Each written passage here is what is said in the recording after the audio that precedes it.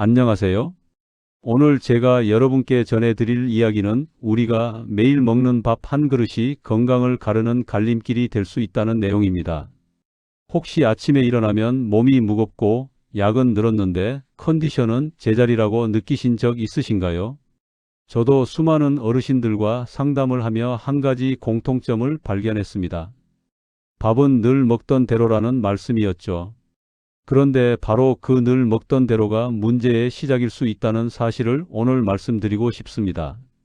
걱정부터 앞서실 수 있어요. 하지만 괜찮습니다. 오늘은 불안을 키우려는 게 아니라 누구나 바로 해볼 수 있는 간단한 방법으로 안도와 희망을 드리려 합니다. 끝까지 들으시면 이 정도면 나도 해볼 만하네라는 마음이 드실 겁니다. 자, 시작하겠습니다.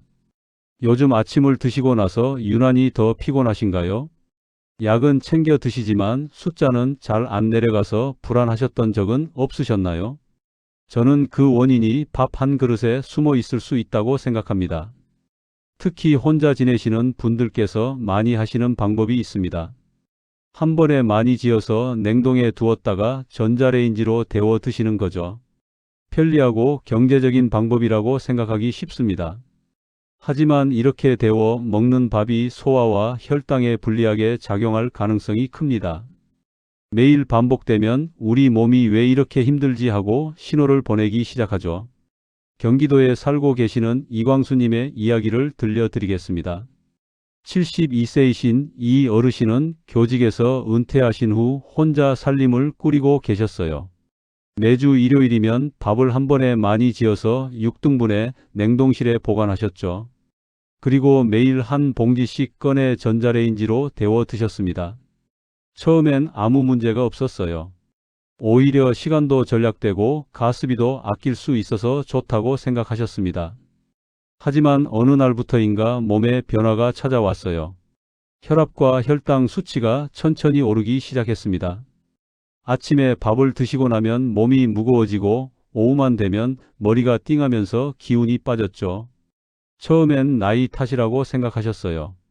약을 처방받아 드시기 시작했지만 약을 늘려도 근본적인 변화가 없었습니다. 오히려 약에 대한 부담만 커져갔죠. 그러던 중 지인의 소개로 저를 찾아오셨는데 첫 상담에서 하루 식단을 자세히 물어보니 밥 먹는 패턴에서 실마리를 찾을 수 있었습니다. 냉동했다가 데워 먹는 밥은 전분의 구조가 변하면서 소화 과정에서 혈당을 급격히 올릴 수 있어요. 또한 전자레인지로 가열하는 과정에서 수분이 불균등하게 분포되면서 소화에도 부담을 줍니다. 이런 것들이 매일 반복되면서 몸이 서서히 지쳐간 거였죠. 저는 그분께 밥 짓는 습관부터 살펴보자고 제안했습니다. 밥 자체를 끊자는 게 아니라 어떻게 짓고 어떻게 먹느냐를 바꾸자는 거였어요. 다행히 밥상은 가장 손쉬운 변화 지점입니다. 복잡한 운동이나 비싼 보충제가 필요한 게 아니거든요. 첫 번째로 여건이 되시면 소량씩 자주 짓기를 시도해 보시라고 말씀드렸어요. 한 번에 1~1분 정도만 지어서 하루 안에 드시는 거죠. 처음엔 번거롭다고 생각하실 수 있지만 익숙해지면 오히려 더 맛있는 밥을 드실 수 있습니다. 두 번째로는 부득이하게 냉동밥을 드셔야 할 때의 조리 원칙을 알려드렸습니다. 오늘 영상에서 말씀드릴 방법들을 꼭 더해 주시라고 했어요. 작은 차이가 몸에 큰 안도를 줄 수 있거든요. 그분은 처음엔 반신반의하셨지만 몇 주 후부터 변화를 느끼기 시작하셨어요. 식사 후 몸이 무거워지는 느낌이 줄어들고 오후 피로도 많이 개선되었습니다. 3개월 후 검사에서는 수치도 눈에 띄게 좋아졌고요. 밥은 다 똑같지라고 생각하기 쉽습니다. 하지만 제가 여러 어르신들을 만나며 본 결과는 달랐어요. 같은 쌀이라도 짓는 법 하나로 컨디션과 수치가 달라졌거든요. 그럼 나는 어떤 방법을 택해야 하지라는 궁금증이 드실 수 있죠. 밥은 그냥 전분 덩어리처럼 보이지만 실제로는 복잡한 과학이 숨어 있습니다. 물의 양과 재료의 배합, 익히는 시간, 식히는 과정에 따라 우리 몸에서 작동하는 방식이 완전히 변해요. 이런 기본기를 모르면 늘 먹던 대로가 오히려 발목을 잡을 수 있습니다. 전남 순천에 살고 계시는 박성희님의 경험을 들려드릴게요. 69세이신 이 어르신은 전업주부로 평생을 살아오시면서 밥 짓는 일만큼은 누구보다 자신 있어 하셨어요. 하지만 10년 넘게 당뇨약을 드시면서도 오후만 되면 눈이 침침하고 식사 후에는 쉽게 졸리는 증상이 계속되었습니다. 그분은 매일 아침 6시면 일어나서 하루치 밥을 한 번에 지으셨어요. 아침, 점심, 저녁 모두 그 밥으로 드셨죠. 밥솥에 보온 기능을 켜두고 필요할 때마다 퍼서 드시는 방식이었습니다. 40년 넘게 해오신 방법이니까 당연히 맞다고 생각하셨어요. 하지만 보온밥도 시간이 지나면서 수분이 날아가고 전분의 성질이 변합니다. 특히 아침에 지은 밥을 저녁에 드시면 이미 10시간 이상 보온된 상태죠. 이런 밥은 소화가 어렵고 혈당을 급격히 올릴 수 있어요. 저는 그분께 밥 짓는 시간을 나누어 보시라고 제안했습니다. 아침엔 아침 분량만, 저녁엔 저녁 분량만 따로 지어 보시라고 했어요. 또한 밥에 몇 가지 재료를 더해서 혈당 상승을 완만하게 만드는 방법도 알려드렸습니다. 처음 한 달은 번거로우셨대요. 밥을 하루에 2번씩 지어야 하니까 손이 더 많이 갔거든요. 하지만 두 번째 달부터는 확실한 변화를 느끼기 시작하셨어요. 식후에 졸음이 오는 횟수가 눈에 띄게 줄었고 오후에 눈이 침침한 증상도 많이 완화되었습니다. 세 번째 달에는 더 놀라운 변화가 있었어요. 평소 오후 3시면 꼭 낮잠을 주무셨는데 그 시간에도 또렷또렷하게 깨어 계실 수 있게 되신 거예요. 그분 표현으로는 하루가 길어졌다고 하셨습니다. 이전엔 오후면 기운이 떨어져서 아무것도 할 수 없었는데 이제는 오후에도 집안일을 하거나 산책을 나갈 수 있게 되셨거든요. 6개월 후 정기검진에서는 당화혈색소 수치도 개선되었어요. 담당 의사 선생님도 깜짝 놀라실 정도였다고 하시더라고요. 약의 용량을 줄일 수 있을지도 모른다는 희망적인 이야기까지 들으셨습니다. 핵심은 복잡한 식단 변화가 아니었어요. 밥을 덜 급하게 만들고 더 현명하게 재료를 보태는 것. 이 두 가지만 잡아도 몸은 서서히 반응하기 시작합니다. 첫 번째 실천 방법은 밥물에 약간의 산미와 식이섬유를 더하는 것입니다. 구체적으로는 식초를 조금 넣고 귀리를 소량 섞어보세요. 식초는 전분의 소화 속도를 늦춰주고 귀리는 혈당 상승을 완만하게 만들어줍니다. 두 번째는 밥을 짓자마자 허겁지겁 먹지 마시고 짧게 식히는 시간을 갖는 것입니다. 갓 지은 뜨거운 밥보다는 살짝 식힌 밥이 소화에 더 좋아요. 마음도 같이 천천히 하시는 거죠. 구체적으로 뭘 어떻게 하라는 건가요? 라고 묻는 분들이 정말 많습니다. 막연하면 실천이 어렵죠.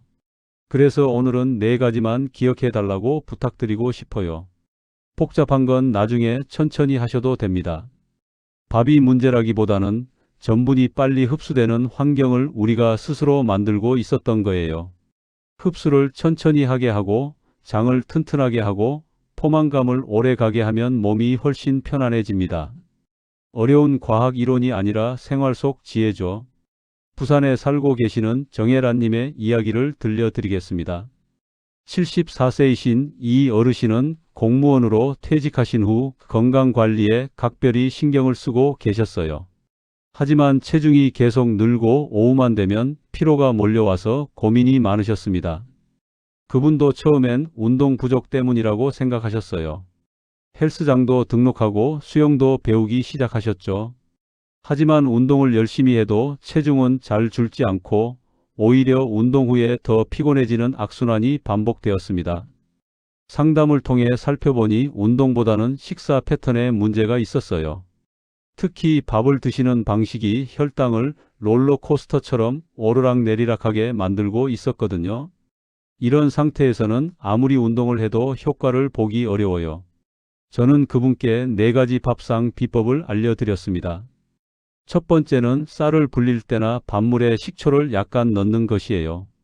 식초의 산성 성분이 전분의 소화 속도를 늦춰줘서 혈당이 천천히 오르게 도와줍니다. 두 번째는 쌀에 귀리를 소량 섞는 거예요. 귀리에 들어있는 베타글루칸이라는 성분이 포만감을 오래 지속시켜주고 콜레스테롤 수치 개선에도 도움이 됩니다. 비율은 어렵게 생각하지 마시고 쌀 한 컵에 귀리 한 숟갈 정도면 충분해요. 세 번째는 밥이 완성된 후에 강황 가루를 티스푼 하나 정도 뿌려서 섞는 것입니다. 강황의 커큐민 성분이 염증을 줄여주고 소화를 도와줘요. 완성 후에 넣는 이유는 뜨거운 열에 영양소가 파괴되는 것을 막기 위해서입니다. 네 번째가 가장 중요한데 밥을 다 지은 후에 30분 정도 식혔다가 다시 살짝 덮여서 드시는 거예요. 이 과정을 통해 저항성 전분이라는 성분이 생기는데 이게 장 건강에 아주 좋고 포만감도 오래 지속시켜 줍니다. 그분은 이 네 가지 방법을 꾸준히 실천하셨어요. 처음 한 달은 변화를 잘 못 느끼셨지만 두 번째 달부터는 확실한 차이를 경험하기 시작하셨습니다. 가장 먼저 느낀 변화는 식후 졸음이 줄어든 것이었어요. 이전에는 점심을 드시고 나면 반드시 2시간 정도 낮잠을 주무셔야 했는데 이제는 졸음이 오지 않아서 오후 시간을 더 활용할 수 있게 되셨어요. 덕분에 운동할 시간도 늘고 취미 활동도 다시 시작하실 수 있었습니다. 석 달이 지나자 더 놀라운 변화가 나타났어요. 체중이 7kg이나 줄어든 거예요. 억지로 굶거나 극단적인 다이어트를 한 게 아니라 그냥 밥 먹는 방식만 바꿨는데도 자연스럽게 체중이 감소한 겁니다. 오후 피로도 크게 줄어서 저녁까지 활기차게 보낼 수 있게 되셨고요. 가장 기뻤던 건 정기검진에서 각종 수치들이 정상 범위에 들어왔다는 거였어요. 혈당, 콜레스테롤, 중성지방 모든 수치가 개선되었습니다. 담당 의사도 어떻게 관리했냐고 물어볼 정도였다고 하시더라고요. 이 네 가지 비법의 핵심을 다시 한번 정리해 드릴게요. 쌀 불릴 때 식초 약간, 쌀에 귀리 소량 섞기, 완성 후 강황가루 티스푼, 그리고 식히고 다시 덮이기로 포만감과 장 편안함을 돕는 것입니다. 비율이 어렵다면 쌀 한 컵에 귀리 한 숟갈부터 시작해 보세요. 강황은 완성 후에 넣어서 부드럽게 섞고 30분 식히기는 타이머를 맞춰놓고 습관화하시면 됩니다. 생각보다 어렵지 않아요. 이게 과연 나에게도 통할까 하는 의심이 드는 건 자연스러운 감정입니다. 우리 몸은 오랜 습관에 길들어 있기 때문이죠. 특히 나이가 들수록 변화에 대한 두려움이 커지는 게 당연해요. 하지만 몸은 생각보다 빠르게 신호를 보냅니다. 식사 후 졸림이 줄고 오후 피로가 가벼워지고 아침에 일어날 때 개운함이 늘어나요. 이런 작은 변화들이 수치 개선에도 반영되기 시작하거든요. 대구에 살고 계시는 최명호님의 경험을 말씀드릴게요. 70세이신 이 어르신은 40년 넘게 택시기사로 일하셨던 분이에요. 오랫동안 불규칙한 식사와 운전대 앞에서 보내는 긴 시간 때문에 건강에 적신호가 켜진 상태였습니다. 퇴직 후에도 식사 후 졸음 때문에 낮잠을 자주 주무셨어요. 점심을 드시고 나면 어김없이 2시간씩 깊게 주무시는 게 일상이 되어버렸죠. 가족들은 나이 드니까 당연하다고 생각했지만 본인은 하루가 너무 짧게 느껴져서 답답하셨다고 해요. 더 큰 문제는 가끔 운전을 할 때였어요. 오후에 병원에 가거나 장을 보러 나가실 때 운전대를 잡으면 눈이 감겨서 위험할 뻔한 적이 여러 번 있으셨거든요. 그래서 오후에는 아예 운전을 하지 않으려고 하셨는데 그러면 일상생활이 너무 불편해졌어요. 저는 그분께도 밥상 비법을 알려드렸습니다. 처음엔 반신반의하셨어요. 밥 짓는 걸 바꾼다고 졸음이 안 올까 의심스러우셨던 거죠. 하지만 다른 방법들은 다 해봤는데 효과가 없었으니 한번 해보자는 마음으로 시작하셨습니다. 놀랍게도 변화는 일주일 만에 나타나기 시작했어요. 점심 후 졸음의 강도가 확실히 줄어든 걸 느끼셨거든요. 이전에는 밥만 먹으면 바로 소파에 누워야 했는데 이제는 설거지 정도는 할 수 있게 되셨어요. 2주째부터는 낮잠 시간이 줄어들기 시작했습니다. 2시간씩 자던 게 1시간으로 3주째에는 30분 정도로 단축되었어요. 4주가 지나자 아예 낮잠을 안 자는 날들이 생겨났습니다. 그분 표현으로는 오후에 운전대를 잡아도 눈이 덜 침침하다는 거였어요. 더 놀라운 건 체력의 변화였습니다. 이전에는 오후가 되면 기운이 떨어져서 집에만 있으려고 하셨는데 이제는 산책을 나가실 수 있게 되셨어요. 처음엔 아파트 단지 한 바퀴 정도였는데 점점 거리가 늘어나서 6주 후에는 근처 공원까지 걸어가실 수 있게 되셨습니다. 3개월 후 정기검진에서는 수치 개선도 확인되었어요. 당화 혈색소가 0.5 정도 떨어졌고 혈압도 안정화되었습니다. 더 중요한 건 삶의 질이 크게 향상된 거였어요. 오후 시간을 유용하게 활용할 수 있게 되면서 하루가 길어진 느낌이 드신다고 하셨거든요. 저는 이런 경험을 통해 3주 실험을 권하게 되었어요. 오늘부터 3주만 4가지 비법을 지켜보시라고 말씀드립니다. 우선 몸 느낌부터 달라질 가능성이 큰데 그 다음에야 수치 변화가 따라오거든요. 변화를 더 확실하게 느끼시려면 작은 기록 노트를 만들어 보세요. 식사 시간, 밥 조리 방식, 식후 느낌을 간단히 적어두는 거예요. 나중에 돌아보시면 변화가 얼마나 왔는지 객관적으로 확인하실 수 있어요. 또 하나 중요한 건 매일 같은 시간에 짧게라도 걷는 것입니다. 팝상 변화와 걷기가 만나면 효과의 속도가 더 빨라져요. 복잡한 운동이 아니라 집 앞 한 바퀴라도 좋으니까 꾸준히 해보세요. 약은 필요할 때 큰 도움을 줍니다. 저도 절대 약을 무시하자는 말씀을 드리는 게 아니에요. 하지만 일상을 바꾸지 않으면 몸은 다시 제자리로 돌아가려고 해요. 평생 이렇게 살아야 하나라는 막막함이 들기도 하실 텐데요. 진정한 변화는 생활 습관에서 시작됩니다. 밥을 어떻게 준비하고 어떤 마음으로 천천히 씹어 먹는지까지가 치료의 일부라고 생각해요. 마음이 급하면 몸도 급해지거든요. 반대로 마음이 여유로우면 몸도 따라서 편안해집니다. 충북 제천에 살고 계시는 윤영자님의 이야기는 정말 인상적이었습니다. 68세이신 이 어르신은 젊을 때 미용사로 일하시면서 늘 바쁘게 사셨어요. 퇴직 후에도 급하게 먹는 습관이 그대로 남아 있었죠. 빨리 먹고 빨리 치우고 다음 일을 하는 게 몸에 배어 있으셨어요. 그런데 이런 습관이 건강에는 독이 되고 있었습니다. 혈당 수치가 계속 불안정해서 한때는 인슐린 주사를 고려할 만큼 심각한 상황까지 갔었어요. 여러 병원을 다녀봐도 약물 치료 외에는 뚜렷한 해답을 찾을 수 없었습니다. 저와 상담을 시작하면서 그분의 하루 패턴을 자세히 살펴봤어요. 아침에 일어나자마자 서둘러 밥을 지어서 후딱 먹고 점심도 대충 때우고 저녁은 하루 종일 못 먹은 걸 보상하듯 많이 드시는 패턴이었습니다. 식사 시간도 10분을 넘지 않았어요. 이런 패턴에서는 아무리 좋은 음식을 드셔도 몸이 제대로 받아들일 수 없어요. 급하게 먹으면 소화효소 분비도 제대로 안 되고 포만감도 늦게 와서 과식하기 쉽거든요. 특히 저녁에 많이 드시면 밤사이 혈당이 높게 유지되면서 수면의 질도 떨어져요. 저는 그분께 밥상 비법과 함께 식사하는 마음가짐도 바꿔보시라고 제안했습니다.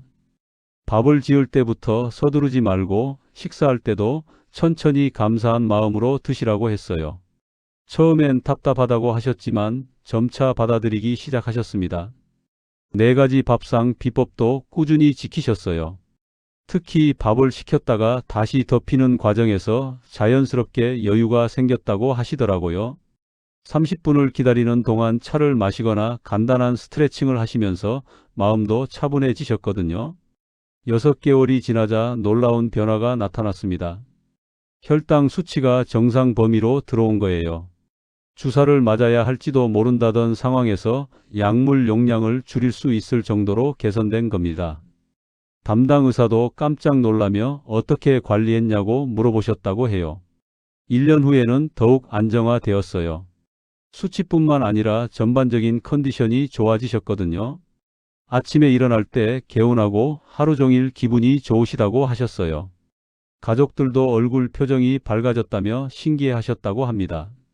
지금 그분은 동네 경로당에서 본인의 경험을 나누고 계세요. 다른 어르신들께 밥상 비법을 알려드리시면서 밥이 나를 돌봐줬다고 이야기하신대요. 정말 보람된 일이라고 생각해요. 이런 경험을 통해 저는 진짜 치료는 생활 습관 전체를 바꾸는 거라는 걸 확신하게 되었어요. 약도 중요하지만 매일매일의 작은 습관들이 쌓여서 큰 변화를 만들어내거든요. 오늘부터 밥을 지을 때 서두르지 말기를 연습해 보세요. 그리고 식사 전에 작은 감사 인사를 해보세요. 조리법은 몸을 바꾸고 마음가짐은 생활을 바꿔요. 두 가지가 만나면 변화는 오래 지속됩니다. 실천하기 쉽도록 두 가지 팁을 더 드릴게요. 첫째, 일주일에 한 번 식재료 점검일을 정해서 식초, 귀리, 강황을 미리 구비해 두세요. 재료가 떨어져서 못하는 일이 없도록 하는 거예요. 둘째, 식사 전에 3번 깊은 호흡을 해보세요. 천천히 들이마시고 길게 내쉬면서 지금 이 밥이 나를 돕는다고 속으로 읊조려 보시는 거예요. 마음이 차분해지면 소화도 더 잘 되고 영양소 흡수도 좋아져요. 오늘 저는 밥 한 그릇이 불안을 키우는 덫이 될 수도, 삶을 지켜주는 약이 될 수도 있다는 이야기를 드렸습니다. 방법은 정말 어렵지 않아요. 식초 한 숟갈, 귀리 한 숟갈, 강황 티스푼 하나, 그리고 30분의 여유. 이게 전부입니다. 혹시 마음이 동하신다면 오늘 저녁부터 시작해 보세요. 노트에 느낌을 적고 내일 아침에 몸을 확인해 보시는 거예요. 변화는 조용히 그러나 분명히 옵니다. 3주만 해보시면 차이를 느끼실 수 있을 거예요. 저는 다음에도 따뜻한 마음으로 실천 가능한 정보를 들고 오겠습니다. 복잡하고 어려운 방법이 아니라 누구나 집에서 바로 해볼 수 있는 생활 속 지혜를 나누고 싶어요. 건강한 삶은 거창한 것에서 오는 게 아니라 매일의 작은 선택에서 시작되거든요. 여러분의 밥상이 오늘도 건강을 지켜주길 바랍니다. 그리고 내일 아침에는 더 개운하게 일어나실 수 있기를 응원합니다. 감사합니다.